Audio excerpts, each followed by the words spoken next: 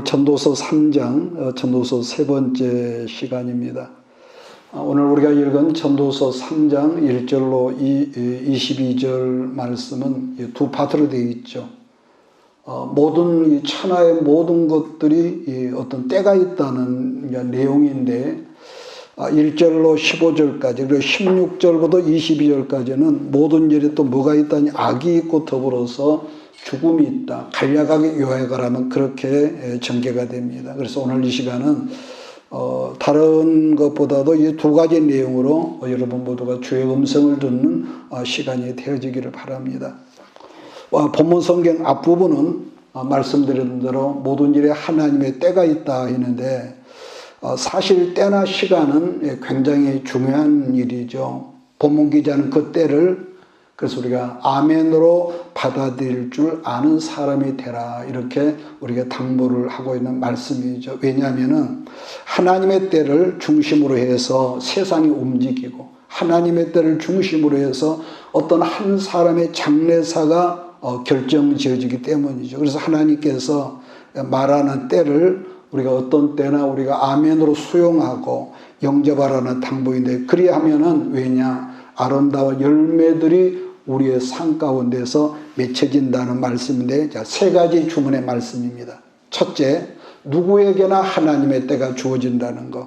그걸 내가 수용하고 받아들여라. 그러면은 아름다운 인생의 열매를 맺으면서 산다. 1절에서 말하는 1절부터 해서 말하는 때라가는 것은 여기서 중요한 것은 사람의 때가 아니라 하나님의 때, 하나님의 시간입니다. 다르게 말해서 하나님의 따라가는 것은 하나님의 섭리기도 하는데 2절로 8절까지로 각 절에서 두 가지씩 내용을 말씀하는 걸 보는데 사람은 하나님께 정하신 그 때를 중요한 겁니까? 내가 변화시킬 수 없다는 것은 왜냐하면 그것은 하나님의 때요 하나님의 시간이기 때문이죠. 그리고 또 주의할 점은 내 생각, 내 목표, 내 노력으로 하나님의 정해진 때를 변동시킬 수 없다는 거죠. 그러면 우리가 어떻게 살아야 하냐 할 때 하나님의 때를 민감하게 바라보면서 살아야 하는데 왜냐? 우리들이 아무리 하나님의 때를 바라보면서 우리가 산다고 할지라도 주권자인 하나님의 때를 우리가 피조물 우리가 그걸 다 분별할 수 여러분 없단 말이에요. 모른다는 거죠. 그러므로 주의할 것은 우리가 하나님의 때를 우리가 보면서도 첫째는 교만한 마음으로 내가 뭔가를 안다는 그런 식의 생각이나 말을 함부로 하지 말라는 것. 또 한 가지 중요한 것은 하나님의 때를 맞춰 예수님이 이제 오시는데 언제 오실지 언제쯤 성경에서 말씀하는 어떤 큰 재앙의 환란이 터져서 우리들이 이 세상에 살면서 극심한 환란에 접어들어갈 줄은 아무도 모르지만 그러나 분명한 것은 그 때가 지금 서서히 가까워하는 걸 볼 때에 이걸 우리는 예수님께서 오시는 하나의 재림의 징조다 이렇게 말을 하죠. 근데 너무 환란의 이 때가 이 징조가 자주 있다 보니까 이제 면역이 돼가지고 뭐 그런가 보다 그러죠. 자, 2절을 제가 읽습니다. 날 때가 있고 죽을 때가 있으며 심을 때가 있고 심은 것을 뽑을 때가 있으며 여러분 우리들이 태어날 때가 있고 죽을 때 그러니까 한 사람이 태어날 때와 죽을 때 그 중간 사이에 서 있는 것이 우리들 인생인데 누구나 외에 없이 여러분도 나에게도 죽음의 그 시간이 온다는 거죠. 이건 아무도 부인할 수 없습니다. 자, 그 다음 말씀 보니까 심을 때가 있고, 심을 때, 수확인데, 파종이란 건, 심는다가 파종이고, 그 다음에 수확인데, 만약에 심을 때 거두려 한다든지, 수확 때 그 사람이 심으려 한다면은, 그런 인생은 그야말로 망할 놈 인생이겠죠. 그러므로 항상 말씀 안에서, 그냥 자세하게 설명을 안 하고 그냥 막 넘어갑니다.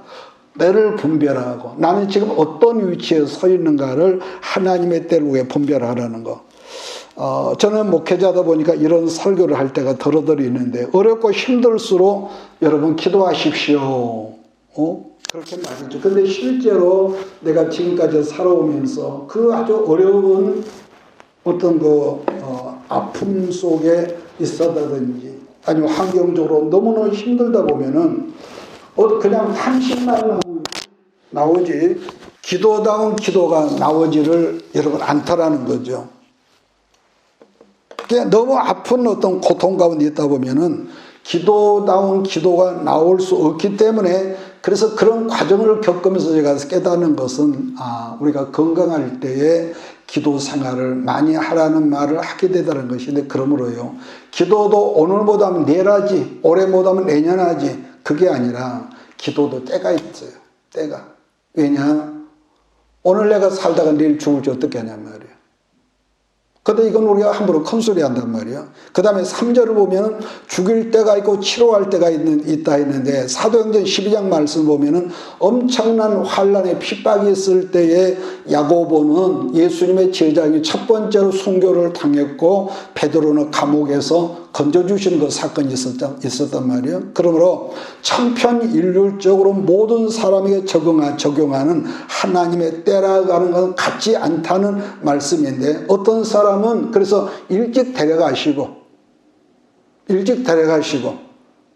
반대로 베드로 같은 경우는 감옥에서 여러 겹으로 포박된 상태 감옥에 갇혀 있는 베드로는 감옥에 나오게 해서 사역을 다 하게 하신 다음에 맨 나중에 순교의 자리로 이끄시지만 그러므로 우리는 그 하나님의 때 아까 말씀 민감하게 살아가는 자세 나하고 직접적인 연관이 없다고 할지 그런 것을 보면서 그 때를 분별할 때 우리가 세상에서 넘어지지 않고 이길 수 있는 사람이라고 우리는 볼 수 있는 거죠. 자, 그런가 하면은 채워주실 때가 있지만은 또 뭐죠? 채워주신 것을 하나님께서 비워버리게 하실 때가 있다고 그랬습니다. 물론 세상적 관점으로는 사람은 가급적이면 채우기를 원하는데 하나님께서 여러분의 어떤 것을 비워버리게 한다는 것은 세상적인 말로 우리는 망하는 거란 말이에요. 그렇지 않겠어요? 망하는 거지만 그러나 더 중요한 것은 여러분과 내가 하나님 앞에서 망하지 않으면 우리들이 하나님 앞에 죽어지지 않으면 새로운 생명의 역사가 나타날 수 없기 때문에 때로는 하나님 우리를 비워지게 하시고 때로는 죽을 수 있는 그런 환경 속으로 집어넣으시다는 거죠. 다시 바꿔 말하면 여러분과 나의 옛사람 내 방법으로만 살려는 그 사람을 하나님께서 비워버리지 않으시면 망하게 하지 않으시면 다르게는 비워지지 않아 하나님께서 의도하신 제 축복의 사람으로 그 사람을 들어가게 할 수도 없고 하나님께서 예비하신 축복의 사람으로 우리를 세울 수 없기 때문에 어떤 순간에는 그 사람을 비워지게 하고 어떤 사람은 죽도록 그렇게 허락을 하신다는 거죠. 또 본문 말씀처럼 사람은 계속 쌓고 싶지만은 하나님은 내가 쌓은 것을 헐어버리실 때가 있다는 거예요. 헐어버리실 때가. 여러분 제가 말했지만 모세가 광야 40년 그 광야 속에서 훈련받을 때에 그가 40년 동안 절대적으로 의지했던 유일한 도구가 있었는데 여러분 지팡이 아시죠? 지팡이는 목자가 광야에서 있을 때에 절대적인 생존에 유익한 그런 도구인데 또 그 도구는 가축을 지키는 무기이기도 하고요. 그렇기 때문에 광야에서 있는 목자에게는 절대적으로 필수적인 그런 어떤 도구죠. 그런데 하나님께서 어느 날 호렙산에서 가시떨기 나무에서 부르실 때에 모세에게 말씀할 때 제일 먼저 말씀하신 게 뭐냐면은 모세가 그동안 의존했던 그 지팡이를 버리게 하시더라는 것인데 하나님께서 버리라고 해서 버렸더니 자기가 의지했던 그 지팡이가 뱀이 돼가지고 모세를 물려고 달려드니까 모세가 도망가는데 뒤에서 하나님께서 모세야 그 그 뱀의 꼬리를 잡아라.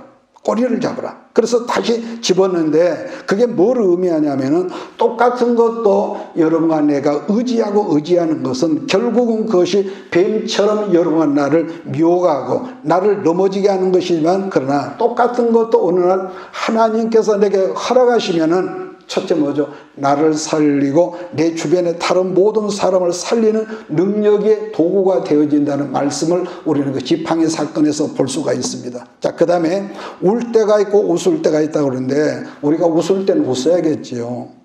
그러나 인생이란 아무리 우리가 노력을 하더라도 어떤 한 가지로만은 여러분 지속되지 않잖아요. 지난 시간에 말했지만 어떤 사람은 봄을 좋아하잖아. 봄이 계속되는 부분은 없어요. 그래서 항상 웃기를 바라겠지만은 어느 순간 사람은요, 돈이 있고 명예가 있고 지식이 있고 모든 것이 있어도 절망의 나락으로 떨어지는 그 순간을 당할 때가 있거든요. 그래서 성경에서 말하는 것처럼 7년 동안 전혀 흉년을 상상해서 풍년이 계속될 수도 있지만은 반대로 뭡니까?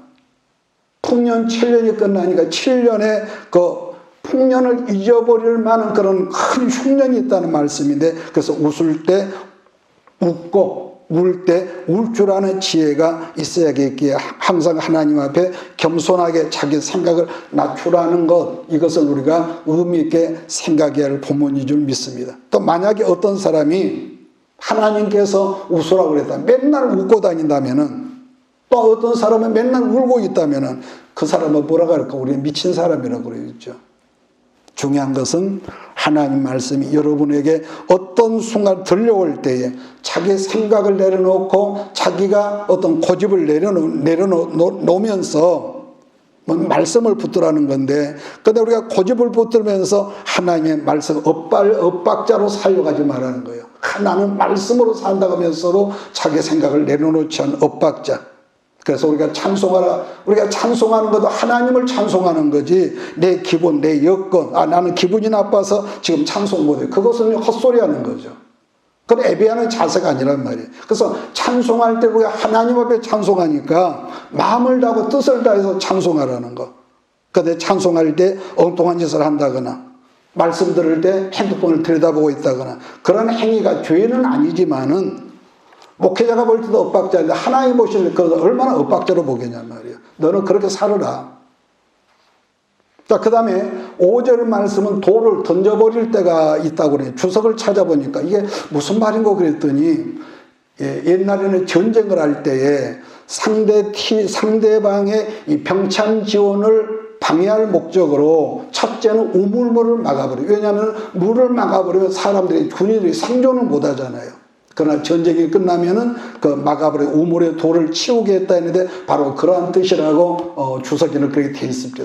자, 그 다음에 6절 말씀은 안을 때가 있고 아는 것은 멀리할 때가 있는데, 내가 지금 내 아내를 사랑하고 내 남편을 사랑한다고 언제까지 보듬고 있을 수는 없단 말이에요, 사람이. 그런 사람이라면 어떻게 세상을 그런 사람이 여러분 살 수 있겠냐는 거죠. 그런 점에서 신명기 32장 말씀 보면은 독수리가, 어미가 자기 새끼를 여러분 그 사랑하는 것, 사랑의 교육을 모세로 하여금 말씀한 것이 있단 말이에요. 자, 어미가 처음에는 아래에서 자기 새끼를 부화할 때는 자기 깃털을 빼다든지 솜털을 빼가지고 그 둥지를 아주 부들부들하게 아주 포근하게 안 되죠. 아주 둥지를 덮는데요. 자, 그런 것을 우리는 오늘 본문에서 보면 안을 떼죠. 그런데 새끼가 어느 정도 크면은 새끼를 찔러대는 가시를 집어넣는다든지 뾰족뾰족한 여러 풀들을 둥지에 집어넣고 어미의 그 깃털이라도 솜털을 거기서 둥지에 빼버린다네요. 그게 포근한 둥지가 아닌 거죠, 이제는. 왜 그러느냐? 그 자리에 어미가 오래 있지 못하도록 하는데, 근데 그 단계가 지나면은 그 높은 절벽이나 나무 꼭대기에 있던 둥지에서 새끼를 어미가 밀어낸다는 거죠. 어미가. 왜 그럴까? 독수리 어미가 갑자기 미쳤을까요? 물론 새끼 입장에서는 우리 엄마가 갑자기 어디 가다 미친 짓을 미쳤다 이렇게 말할 수도 있겠지만, 그러나 엄마 입장에서는 독수리 새끼가 절벽으로 떨어지면서 엄마가 뭘 요구하는 겁니까? 죽기 살기 날개짓을 하게 할 거 아니겠습니까? 그러면서 떨어지면서 날개짓을 하고 그 근육에 힘이 있고요. 그래서 높은 하늘을 날 수 있게 하려는 것 같이 하나님께서 당신께서 사랑하시는 사람에게도 어떤 때를 주시는데, 그때에 내가 말씀에 순종해 드리면은 고린도 성경에 있는 말씀처럼 내가 감당하지 못할 시험당할 그 환경 속에 있을 때는 어미 독수리가 보죠, 땅에 떨어지기 직전에 날아가 새끼로 그 날개로 그 새끼를 받아준다 하는 것처럼 감당치 못할 시험당을 허락지 아니어서 그걸 내가 너 받아줄게. 고린도서는 그렇게 말씀을. 그러니까 날개짓을 하는 게 힘들다면서 불평하고 순종하지 않으면 결코 결국 종자는 분명히 그 독수리가 종자는 독수리겠지만은 힘이 없으니까, 근육이 없으니까 날지를 못하고 통닭처럼 살다가 그 인생이 끝날 거라는 것이죠. 사람은 누구나 그냥 자기 그 자리에서 안주하는 걸 좋아하죠. 본능적으로 다 그렇습니다.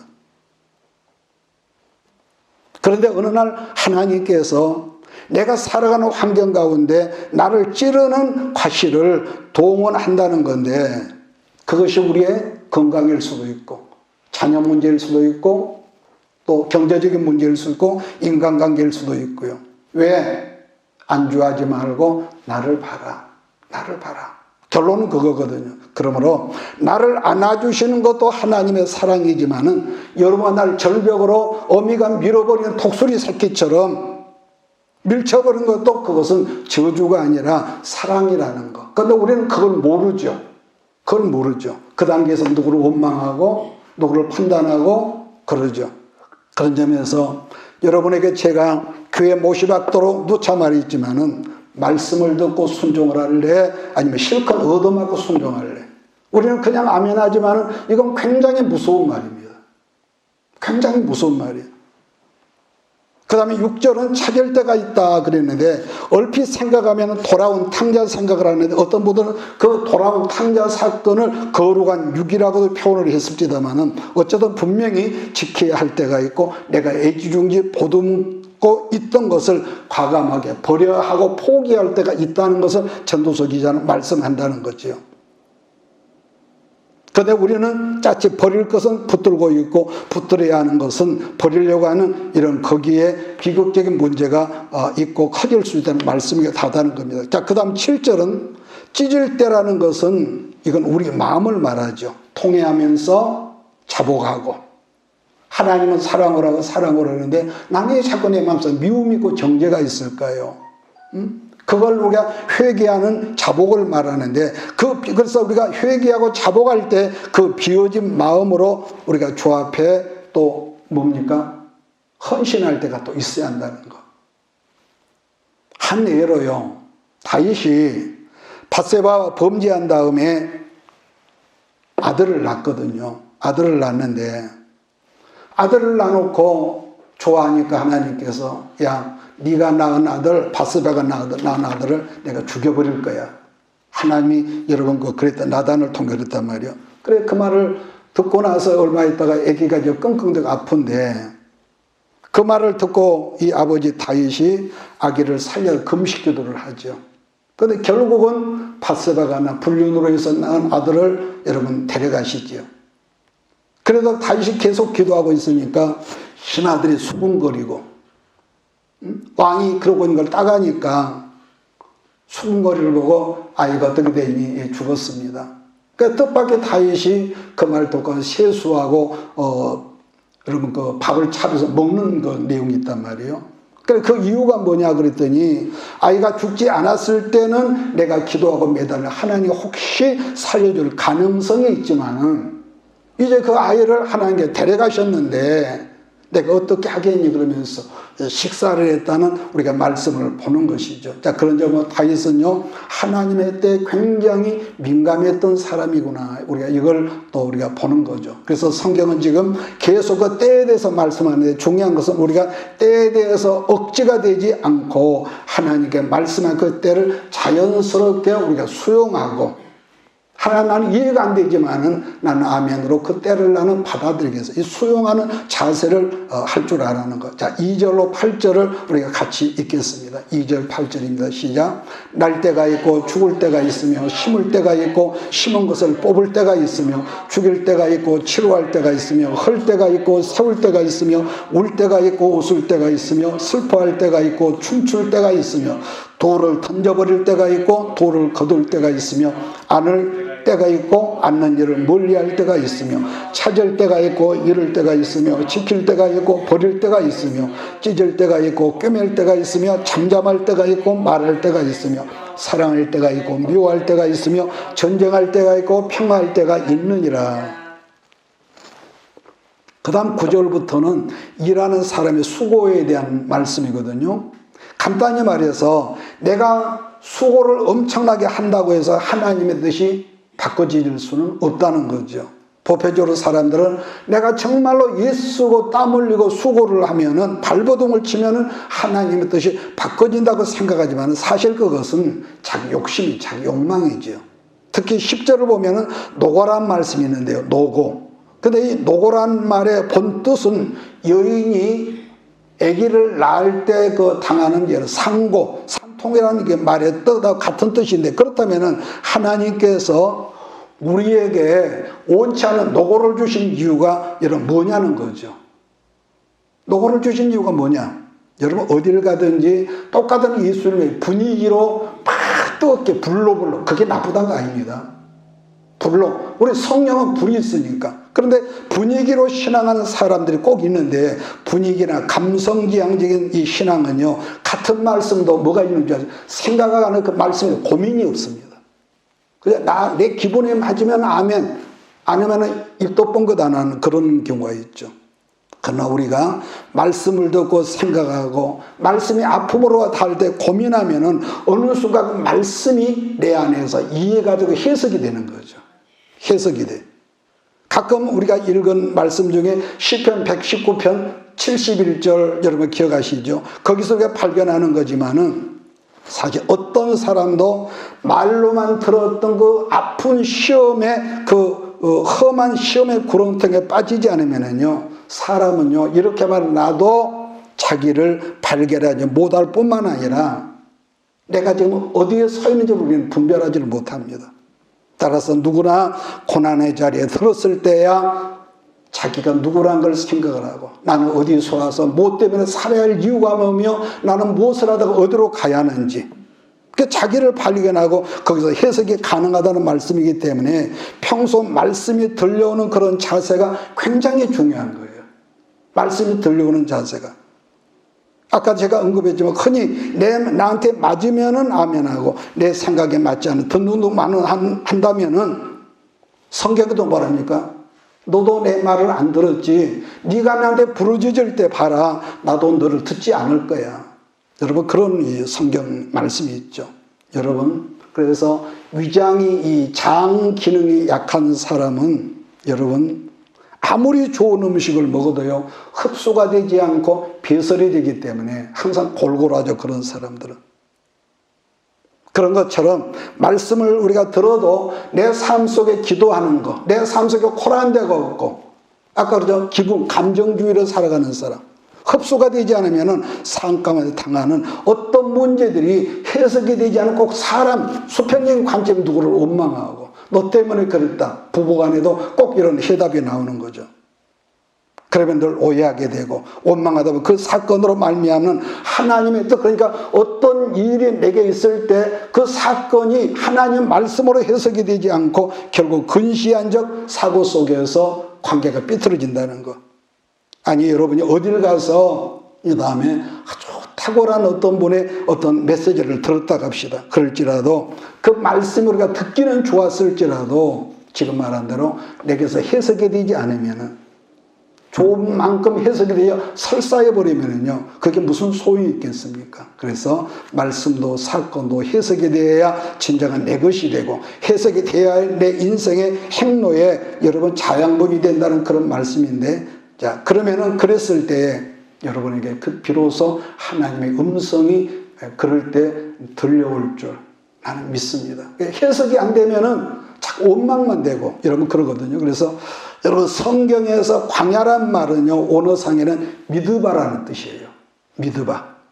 그래 미드바르란 뜻이고 말씀은 나바르라는 그렇게 되는데, 그러니까 광야에 있을 때에 어려운, 그러니까 이렇게 안 돼야 좋은데 사람은 광야에 있을 때 하나님의 음성이 들려온다는 그런 뜻이거든요. 그래서 말씀이 들리도록 하나님께서 아까 말한 대로 인생들에게 노고를 주실 수밖에 없다는 말씀인데, 그래서 우리 인생의 광야를 배열하시고 여러분 인생의 광야를 배열하시고 깨닫도록 하시는 것이 광야고 그것이 말씀이라는 것. 그래서 아까 그랬죠. 말씀이 들려오는 그런 자세가 굉장히 중요하다. 사실 언제나 나의 때라가는 것은요. 아무리 포장을 해도 나의 때라 거기 내 욕망이 들어있거든요. 그렇지 않겠어요?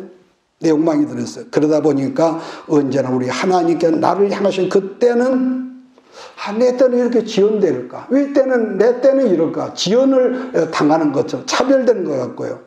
그런 경우가 보편적으로 우리가 얼른생 아브라함의 경우인데 아브라함의 뜻은 어찌하든지 뭐가 있겠습니까? 열국의 조상 둘째치고 아들을 낳는다 욕망이 있었단 말이에요. 분명히 하나님이 약속하셨지만은 그 약속하신 아들이 금방 낳게 하지를 않았던 걸 우리는 알죠. 물론 우리들이야 말씀에서 이미 보았고 들었기 때문에 아브라함이 100세의 아들을 낳는다는 것을 이미 알지만은 적어도 그 당시 아브라함에게는 경우에는 자기가 100세 때 이삭이 태어날 줄 꿈이나 꿨겠냔 말이에요. 아브라함 입장에서. 그래서 아브라함이 기다리다가 10년쯤 되었을 무렵에 그들 부부가 하나님의 뜻을 빙자해서 합작으로 어떻게 합니까? 이스마엘이라는 육의 자손을 낳지요. 그 문제로 하나님은 얼마나 섭섭했던지 13, 14년 동안 아브라함에게 오셔서 말씀하셨던 그 기록이 없더라는 것이죠. 그래서 아브라함 네가 자기들 생각으로 하나님의 뜻을 이루어보려 하는 그 일로 오늘날까지 이 마지막 종말까지 중동에서 장차 그 사람들로 인해 장차 세계 3차 대전이 일어난다는 것을 모든 인류학자나 성경학자들이 그렇게 말을 한다는 것이죠. 마찬가지인 것은 하나님의 때를 바라보면서 사는 사람도 아까 말한 그때가 언제인 줄로 모른단 말이에요. 바라보면서 살지만은 그러다 보니까 유일한 대안이 뭘까? 모르니까 그래서 기다리는 거죠. 모르니까. 그런데 여러분 뭐든지 기다림이 있는 사람에게 뭐가 있습니까? 더 간절한 소원이 더 있고 간절한 소원이 있는 사람에게는 거짓없는 그리움이 그 속에서 나오다는 거예요. 이건 이성간이랑 똑같습니다.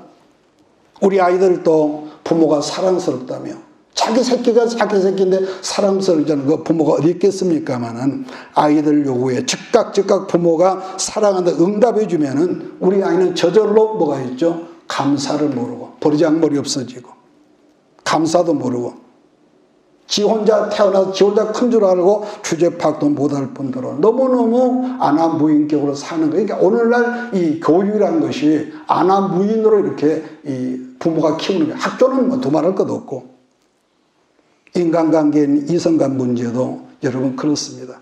그리움이 깊어지지 않으면은 그 사랑은 여러분 그 없습니다. 자기 필요에 의해서 사랑할 뿐이지요. 신뢰도 안 되고요. 제가 반복하고 말씀을 듣겠습니다. 신앙이란 어떻게 깊어지냐 한다면은 아까 말한 기다림 가운데서 그리움이 생기고 그리움이 자라면은 신뢰하게 되고 나를 하나님께 비로소 맡겨진다는 거. 표현이 좀 어색한가 모르겠습니다만은 그런 점에 신앙이 건강하고 영성지향적인 사람들을 만나다 대화해 보면은 그 눈빛 속에서 그 어떤 그리움, 이성 간의 그런 그리움이 아니라 어떤 그런 영적인 그리움을 그 사람 눈에서 여러분 발견하더라는 거죠. 그래서 정말로 중요한 것은 우리가 주를 사모하며 주를 그리워하는 사람은 자기 힘으로 뭘 회복에다 발버둥 치지 않고 맡길 줄 알다라는 거. 그런데 이것은 이런 말하면 내 자신도 양심이 좀 신앙 양심에 갇히게 되죠. 왜냐하면은 우리가 살아온 지나간 삶을 반추해 보면은 나름대로 회복에다 발버둥을 칠 때가 있었단 말이에요. 자, 그러면서 내가 하려는 그 일에 하나님께서 축복해 주실 믿습니다. 우리는 그렇게 살았거든요. 그러니까 지금 생각이 웃기는 일이지만요. 자, 전도서 3장 11절을 제가 읽겠습니다. 하나님이 모든 것을 지으시되 때를 따라 아름답게 하셨고 사람들에게는 영혼을 사모하는 마음을 주셨느니라. 그러나 하나님이 하시는 이 시종을 사람으로 측량할 수 없게 하셨도다. 사실 모든 사람이 영혼을 사모하는 마음이란 본능이라고 그래요. 본능. 예수를 안 믿는 사람들도 죽으면 끝이 아니라 여러분 천국과 지옥이 있다는 것을 안 돼요. 그러니까 동물도 그 본능이 있는데 특히나 철새들을 보면은 철을 따라 이동을 한다든지 특히 연어 같은 경우는 부화한 새끼들이 이런 거 하천에서 바다로 나가서 태평양으로 나갔다 죽을 때가 되면 본래 태어났던 곳으로 돌아와서 산란하는 다음에 연어가 죽는다 말을 들었거든요. 그럼 그런 본능을 누가 주셨을까? 오직 하나님께서 그걸 심어두신 것 같이 인간에게도 영혼을 삼는 본능을 심어주셨기 때문에 천국과 지옥이 있다는 걸 사람들이 알기 때문에 그 신앙을 해도 우리가 기피하려고 그러고 여러분 그러는 것이죠. 그러면은 어떻게 살라는 거냐 하면은 하나님의 부르심에 합당한 삶을 살아라. 합당한 삶을. 전도서 오늘 제가 설명이 좀 부족한 가운데 한 것 같습니다. 3장 12절 14절을 같이 한번 읽겠습니다. 시작. 사람들이 사는 동안에 기뻐하며 선을 행하는 것보다 더 나은 것이 없는 줄을 내가 알았고 사람마다 먹고 마시는 것과 수고함으로 낙을 누리는 그것이 하나님의 선물인 줄도 또한 알았도다. 하나님께서 행하시는 모든 것은 영원히 있을 것이라 그 외에 더할 수도 없고 그것에서 덜할 수도 없나니 하나님이 이같이 행하심은 사람들이 그의 앞에서 경외하게 하려 하심인 줄을 내가 알았도다. 여러분 본문 말씀 요약하면은 모든 것에 아까 언급한 대로 하나님의 여러분 때가 있다는 것인데 이것은 사람들이 바꿀 수 있는 것이 아니기 때문에 그 때를 받아들이라는 여러분 당부의 말씀이 속에 있는 것이죠. 일반적으로 생각하는 재판이란 것은요 공정한 거다 그러죠. 아까 재판을 해봐야 한다고. 그러나 오늘 본문에서는 또 뭐가 있습니까? 재판에도 악이 있어서 공정하지를 못하다는 그런 이런 말을 하고 있죠. 16절을 제가 했습니다. 또 내가 해 아래에서 보건대 재판하는 곳 거기에도 악이 있고 정의를 행하는 곳 거기에도 악이 있도다. 여러분 사실 재판이라는 인간의 욕망을 재판으로 컨트롤하는 것이 재판이죠. 예를 들면은 이 자리에 자 5사람이 앉아 있는데 정말로 배가 고픈 상황 우리가 먹어야 할 빵은 3배밖에 없어. 3배밖에. 사람은 5인데 먹어야 할 빵이 10개가 있다면 싸우고 다툴 이유가 없는데 이게 문제가 생겼단 말이에요. 둘씩 10개가 있으면 둘씩 나누니까 공정하니까 싸울 턱이 없는데 자 그런데 사람은 5인데 먹을 빵이 3개만 있다면 자연히 사람들 갈등이 있을 거 아니겠습니까? 그래서 재판관이 재판을 하는데 재판관이 너는 나하고 친하니까 너는 하나 다 먹고 나머지 4사람은 빵 2개로 반절씩 갈라 먹어라 했다면은 뭐겠어? 우리는 그것을 불공정한 재판이라고 그래요. 불공정한. 사람은 여러분 누구를 막론하고요. 나름대로 저런 아이들을 비롯한 욕망이 있다. 자기 나름. 그 재판이라고 하는 것은 그 욕망을 조절해 주는 거지만은 문제는 재판에도 본문에 뭡니까? 공정하지 못한 악이 있다는 거예요. 악이. 그런데 우리가 구약 성경 레위기 19장 15절에 보면 이런 말씀이 있습니다. 너희는 재판할 때 불의를 행하지 말며 가난한 자의 편을 들지 말며 세력 있는 자라고 두둔하지 말고 공의로 사람을 재판할지며 그랬습니다. 그런데 여기서요 일반적으로 생각하기를 세력이 있는 자라고 두둔하지 말라는 말에 우리가 다 공감을 하죠. 그래 그건 맞다고.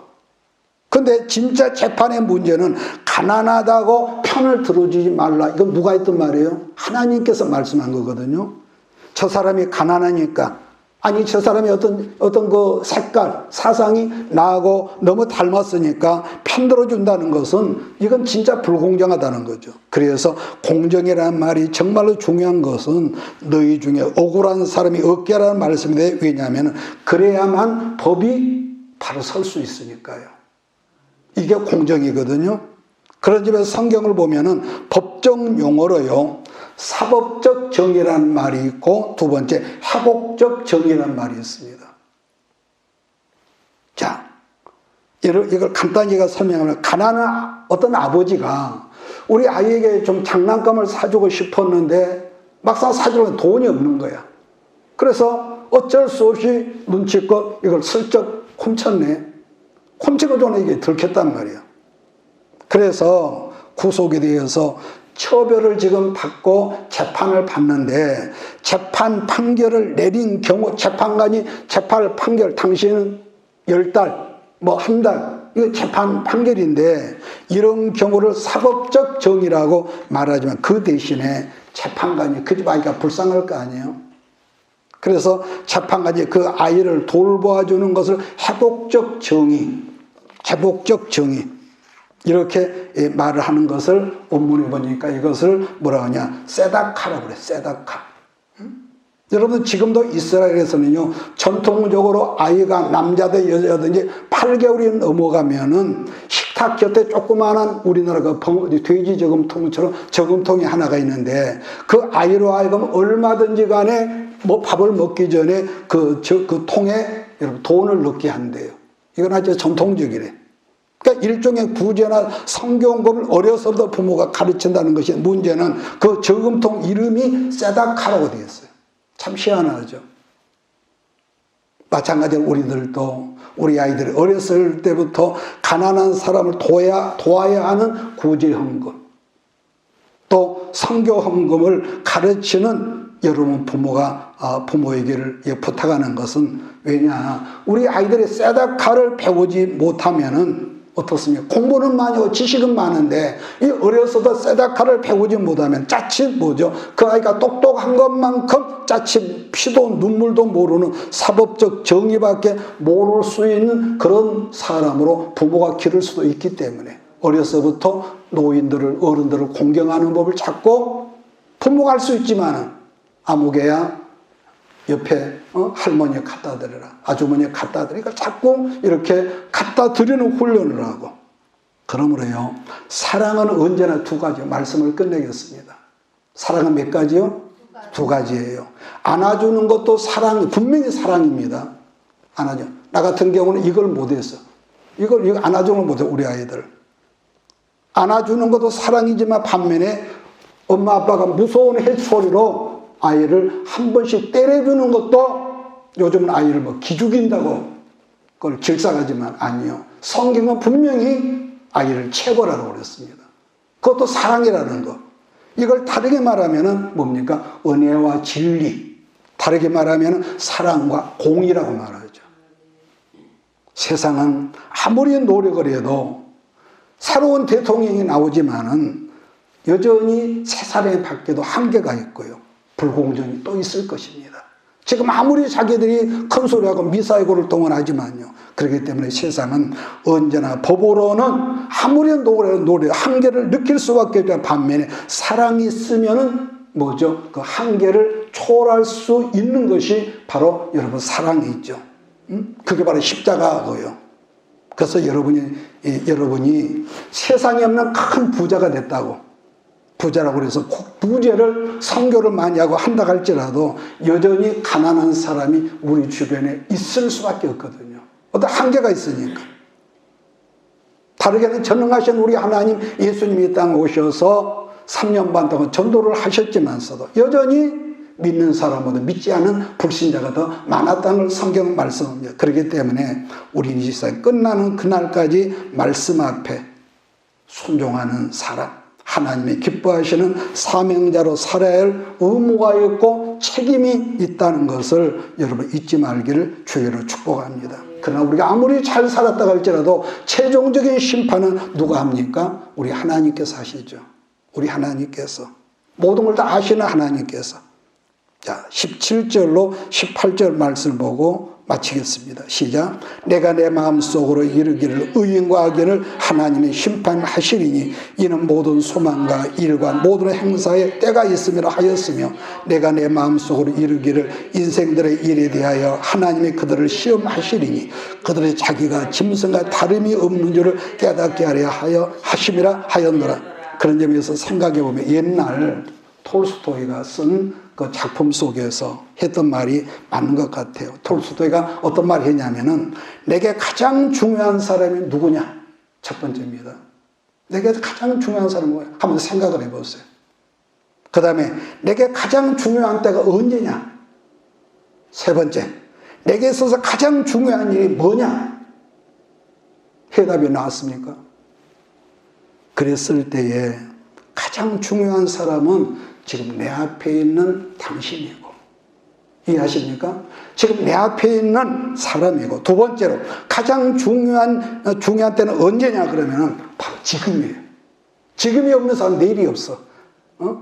뭐 종말론 아주 빠져서 미래 거기만 빠진 것도 문제고, 현실, 오직 현실만 하는 건 문제고, 오늘이 건강하지 못한 사람은 내일도 건강하지 못합니다. 그래서 정말로 중요한 때는 언제냐? 지금입니다. 이해하십니까? 그래서 오늘을 내가 내 생각에도 컨트롤하지 못하면은 안 돼요. 그래서 항상 오늘이 중요해. 그래서 물론 이렇게 말하면 나도 실수감과 허물이 많아요. 그래서 정말로 오늘 이 순간이 중요하다. 마지막 세 번째는 하나님의 부르심에 합당한 일꾼으로 살아라. 내가 어떤 일에 종사하든지, 지난 시간 그랬죠? 내가 좋아하는 일을, 그 일 속에서 하나님의 사명을 알게 할, 그 직장일 수도 있고, 여러분의 사업장일 수도 있고요. 그래서 하나님의 부르심에 합당한 사명자로 살라는 건데, 옛날에 목사님이 어렸을 때 봤던 그 폴벅이라는 그 미국 그 사람이 중국에서 있을 때 쓴 책 중에서요,